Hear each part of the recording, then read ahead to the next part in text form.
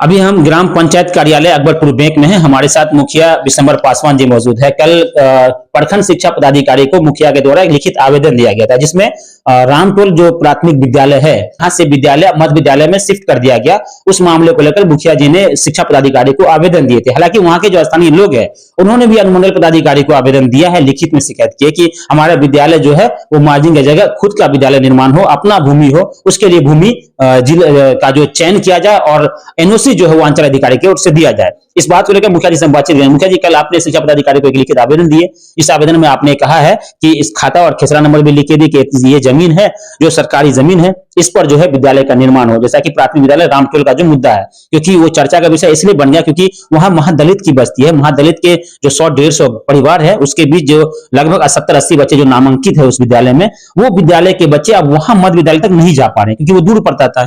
इसको लेकर वहां के लोगों में काफी आक्रोश है। कल आप आवेदन भी दिए, क्या कुछ हुआ इस मामले में? देखिए, सबसे पहले तो मैं अपने पंचायत कार्यालय की ओर से आपको चैनल को बहुत बहुत शुभकामना देते हैं। आज जो शिक्षा प्रणाली की बात आप करते हैं, महादलित टोला की बात करते हैं, तो हम नहीं बल्कि ये सरकार कर रहे हैं जो शिक्षा प्रणाली को बेहतर बनाया जाए। एक तरफ सरकार शिक्षा प्रणाली को बेहतर बनाने में लगे हैं, दूसरी तरफ जो महादलित टोला अकबरपुर बैंक पंचायत के अंतर्गत जो प्राथमिक विद्यालय रामटोल है, वह 2006 से एक सरकारी भूमि पर सार्वजनिक दरवाजे पर वह विद्यालय संचालित हो रहा था। किसी कारणवश नहीं, मुझे तो जो जानकारी में मिला है, लोगों ने मुझे शिकायत भी किया है, लिखित शिकायत ग्राम पंचायत को रामटोली के द्वारा किया गया है, जिसमें सीधा अभियोग लगाया गया है जो बिरौल प्रखंड शिक्षा पदाधिकारी कुछ लेन देन करके किसी व्यक्ति के दबाव पर वह प्राथमिक विद्यालय रामटोल को, जो कि मध्य विद्यालय अकबरपुर बैंक विद्यालय में मार्जिन कर दिया गया। ये तो दुर्भाग्य है। ये सरकार से भी हम कहना चाहेंगे, जो एक तरफ आप शिक्षा प्रणाली को बेहतर बनाना चाह रहे हैं और दूसरी तरफ महादलित परिवार को आप जो कि शिक्षा से वंचित करने जा रहे हैं, ये हमारे लिए दुर्भाग्य है।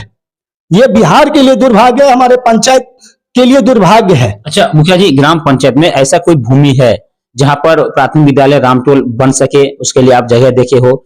तो ऐसे जगह के लिए सीओ साहब अगर एनओसी देते हैं अंचल अधिकारी की ओर से और उसकी भूमि उपलब्ध कराने के बाद जल्द उसका निर्माण हो सके? देखिए, शिक्षा पदाधिकारी से हमारी बात हुई, हमने लिख करके भी दिया है इस विषय में।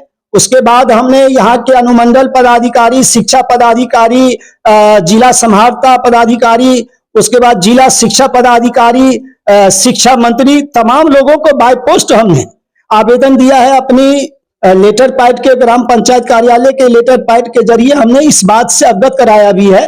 रहा जमीन की सवाल, तो हमने उनसे कहे, जो 2 साल मुझे मुखिया पद पर बना हुआ हो गया, लेकिन आज तक आपने किसी तरह का डिमांड हमसे नहीं किए हैं। आप अगर यही डिमांड किए हुए रहते हैं तो मेरे पास सरकारी भूमि उपलब्ध है, जो बिहार सरकार सब साधारण की जमीन है, वह पंचायत कार्यालय की जमीन होती है। वह पंचायत कार्यालय आम सभा के जरिए आपको पारित करके ये जमीन आपको आवंटित करवा सकता है और उस पर में आप विद्यालय भवन निर्माण करवा सकते हैं। लेकिन लिखित रूप में आज तक विभागीय हमसे कभी भी डिमांड नहीं किया गया। फिर भी हमने जो पत्र लिखा है, उस पत्र में हमने इस बात को दर्शाया है, जो मेरे पास बिहार सरकार की जमीन अवेलेबल है, उपलब्ध है और अमुक खाता खेसरा उपलब्ध है। आप अपने स्तर से अंचलाधिकारी से एनओसी लेकर के मुझे आदेशित करें, ताकि हम भवन निर्माण यहाँ करवा सके और महादलित के बच्चे जो है शिक्षा से जो वंचित हो रहा है, उसको समुचित शिक्षा प्राप्त हो सके। अच्छा, अभी जो विद्यालय, जहाँ प्राथमिक विद्यालय रामटोल था और अभी जो मध्य विद्यालय है, उसकी दूरी कितनी होगी?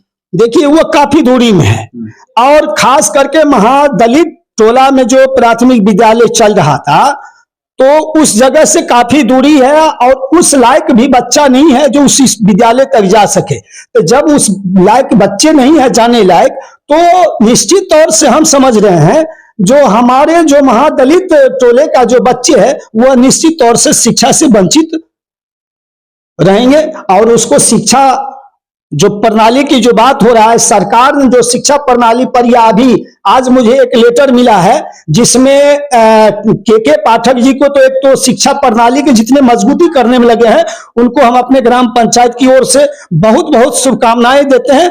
और हम आशा और उम्मीद करते हैं जो शिक्षा प्रणाली को के पाठक साहब और मजबूती प्रदान करें। और हम ये भी आप उनसे अनुरोध करते हैं, जो हम जमीन के भी बारे में हमने अपने पत्र में लिखे हैं शिक्षा पदाधिकारी बिरोल को, वह जितने शीघ्र हो हमें वह की आदेशित करें और एनओसी की अंचलाधिकारी से हमें निर्गत कराए, ताकि हम वहां भवन निर्माण करवा सकें। जगह आपने देख रखा है? जी, हमने देख रखा है। तो जगह का अपना खाता खेसरा नंबर भी? बिल्कुल, खाता खेसरा दोनों जमीन का हमने उपलब्ध करा दिया, यानी उसमें जिक्र आवेदन में किए हुए हैं। तो बीओ साहब से आपके फोन पे कोई वार्ता हुई? नहीं, ऐसा कोई वार्ता नहीं हुई है।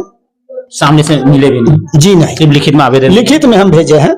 हाँ। अच्छा, इस मामले में आपको अनुमंडल पदाधिकारी से कोई बातचीत हुई? अनुमंडल पदाधिकारी से हमारी कोई ऐसी बात नहीं हुई है। हमें जो जानकारी मिला है, जो महादलित के जो बस्ती है, टोला है, वह महादलित के लोगों सब की एसडीओ साहब से मिलने गए थे, उनको इसकी जानकारी दिए हैं। लेकिन उनके द्वारा जबकि जानकारी मुझे दिया गया, जो एसडीओ साहब को जब हम आवेदन दिए हैं इस बारे में, प्राथमिक विद्यालय को जो मार्जिंग किया जा रहा है, तो उसमें राम टोली के तमाम परिवार के लोग हमको बताएं, जो एसडीओ साहब कहा कि हम क्या कर सकते हैं, ये सरकार का निर्देश है।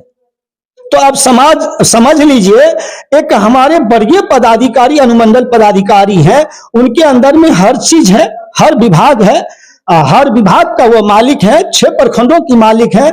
और हमारे एसडीओ साहब इस प्रकार से अगर यदि कहे हैं उनके कहने के अनुसार, तो हम समझते हैं ये कहीं से उचित नहीं है।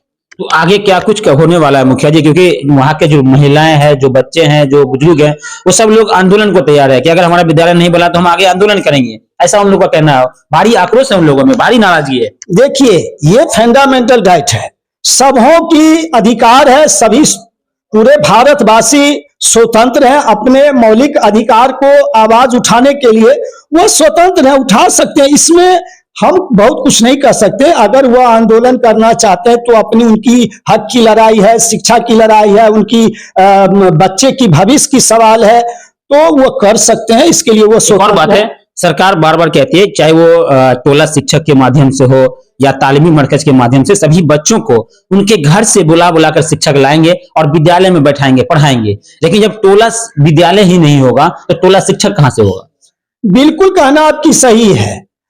टोला शिक्षक की तब बुला सकते हैं या उस पर में पहल कदमी ले सकते हैं जब विद्यालय हो, और विद्यालय ही ना हो तो टोला शिक्षक बहुत प्रयासरत प्रयास करके भी वो कुछ कर नहीं पाएंगे। कुछ करने में, जैसा कि मैंने देखा है कि जो टोला शिक्षक है, कई बार आंगन जाकर के बच्चों को खोज के भी लाती है। जी, बिल्कुल सही बात है। जब टोला में विद्यालय ही नहीं रहेगा तो वहां से तो विद्यालय के शिक्षक यहाँ नहीं आएंगे खोजने। नहीं, तो ऐसे में बच्चे तो उपस्थिति की जगह ज्यादातर बच्चे अनुपस्थिति नहीं, खास करके जो प्राथमिक विद्यालय रामटोल को मध्य विद्यालय में जो मर्ज किया गया है, शिफ्ट किया गया है, तो यह निश्चित तौर से जो है, जो इस प्राथमिक विद्यालय के जो छात्र छात्राएं थे, बच्चे लोग थे, वह निश्चित तौर से उनकी संख्या में कमी आई है।